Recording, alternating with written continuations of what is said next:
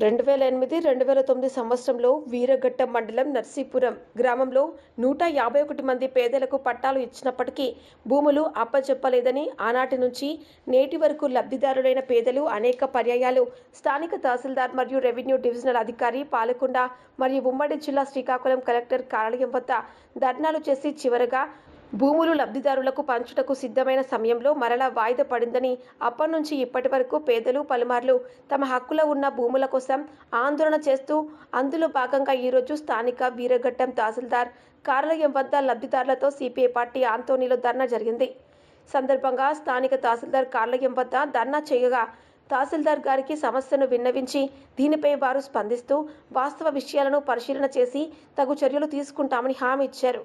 ముందుగా పట్టాదారులైన పేదలతో సిపిఐ జిల్లా సహాయ కార్యదర్శి తోట జీవన్, పాలకొండ నియోజకవర్గ కార్యదర్శి బుడితి అప్పలనాయుడు, సిపిఐ జిల్లా కార్యవర్గ సభ్యులు గరుగుబిల్లి సూరయ్య, వ్యవసాయ కార్మిక సంఘం జిల్లా అధ్యక్షులు బొత్స మోహన్ రావు ఆధ్వర్యంలో ధర్నా నిర్వహించడం జరిగింది. సందర్భంగా మాట్లాడుతూ వీరఘట్టం మండలం నర్సీపురం గ్రామ రెవెన్యూ పరిధిలో 2008-2009 సంవత్సరంలో 151 మందికి సుమారు ఎకరం భూమి చొప్పున ఆనాటి రెవెన్యూ అధికారులు ఎంపిక చేసిన అర్హులైన పేదలకు పట్టాలిచ్చి ఉన్నారు. కానీ నేటికి ఆ భూమిని ఆ పట్టాదారులలో ఇప్పటి వరకు అనేక మంది రైతు భరోసా, ఇతర ప్రభుత్వ పథకాలు అందుకొని లబ్ధి పొందుతున్నారు.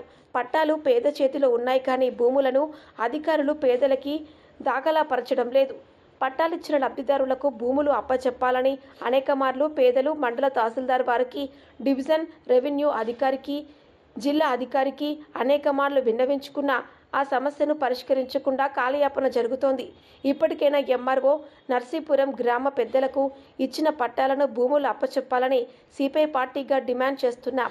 కార్యక్రమంలో నర్సీపురం గ్రామానికి చెందిన అర్హులైన నిరుపేద పట్టాదారులందరూ పాల్గొన్నారు. 25వ తేదీ అంటే ఖరీఫ్ సీజన్ ప్రారంభానికి విత్తనాలు పోసుకోవడానికి లేదా ఇతర సాగుకు సంబంధించిన అవసరాలు తీర్చుకోవడానికి ఇది సీజన్ అయింది. ఈ సీజన్లో మా పార్టీ తరఫున మా నాయకులు మీ మధ్యకాలంలో వచ్చారు. ఈ సమస్య మీద మా దృష్టికి వచ్చిన తర్వాత ఒక ధర్నా అనేది ఇమీడియట్గా మనం తహసీల్దార్ చేయాలని చెప్పేసి అనుకోవడం జరిగింది. అందులో భాగంగానే రాష్ట్రానికి 151 మంది మీరు పట్టదారులు అయినప్పుడు కూడా కొంతమంది వచ్చారు. ఇది పెద్ద సమస్య కాదు. ఈ సందర్భంలోనే సీజన్ ప్రారంభం దశలోనే మన హక్కులను మనం కాపాడుకోవాల్సిన బాధ్యత ఉంది. ఎవరిని అమ్మ నాన్న బాబు అని మనం బతుకోవాల్సిన పని లేదు. ఎందుకంటే 2008-2009లో ఆనాడు బడుగు బలహీన వర్గాలు కులాలకు అతీతంగా ఆ గ్రామంలోని పేదలందరూ కూడా సుమారు 151 మందికి పట్టాలు ఇవ్వడం జరిగింది. ఎకరా చొప్పున సుమారుగా. వీటిని అప్పచెప్పలేదు ఆ రోజు రెవెన్యూ యంత్రాంగం. దాని గురించి అనేక సందర్భాల్లో ఎర్రజెండా నేలలో మీరు కూడా ఉద్యమం చేశారు.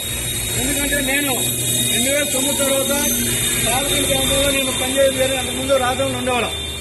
ఆ తర్వాత పాలకొండ పరిధిలో మనం పనిచేస్తున్నప్పుడు ఇక్కడ కొంతమంది మిత్రుల్ని పెట్టి కెమెరాలు పెట్టి మీ ఉద్యమానికి సంబంధించి ధర్నాలు కొన్ని సందర్భాల్లో శ్రీకాకుళం జిల్లా కలెక్టర్ కార్యాలయం కూడా ఇక్కడ నుంచి తీసుకెళ్లడం జరిగింది.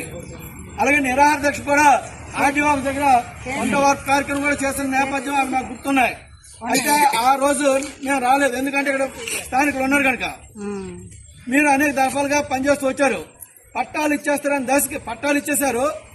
స్థలాలు అప్పచెప్తారని దశలో ఒక దశలో మీకు పట్టా ప్రాతిపదిక మీద స్థలాలు ఇవ్వాల్సిన సందర్భం వచ్చింది. ఇచ్చేస్తారనుకున్న టైంకి కొన్ని అవాంతరాలు అడ్డులు వస్తాయి కదా, ఆ రకంగా రావడంతో ఆగిపోయింది. ఈ రోజు వరకు కూడా వాళ్ళ సాగులోనే ఉంది. కొంతమంది సాగులో ఇంకో కొంత భూమి డొంక తుప్పతో ఉంది. మనకి ఏవైతే పట్టాలు ఇచ్చారో పట్టాల ప్రాతిపదిక మనం సాగు చేసుకోవచ్చు. కానీ ఎవరిది ఏంటి అనేది చెప్పడం కోసం మనం రెవెన్యూ యంత్రాంగం దగ్గరికి వచ్చి అడుగుతున్నాం కనుక అలసిగా చూస్తే నష్టపోతుంది ప్రభుత్వంకి, యంత్రాంగానికి మేము హెచ్చరిస్తున్నాం. ఎందుకంటే హక్కుదారులై ఉన్నారు. వారి కోసం ఎర్ర జెండా నిరంతరం పనిచేస్తుంది. ఖచ్చితంగా ఆ పనిలో భాగంగా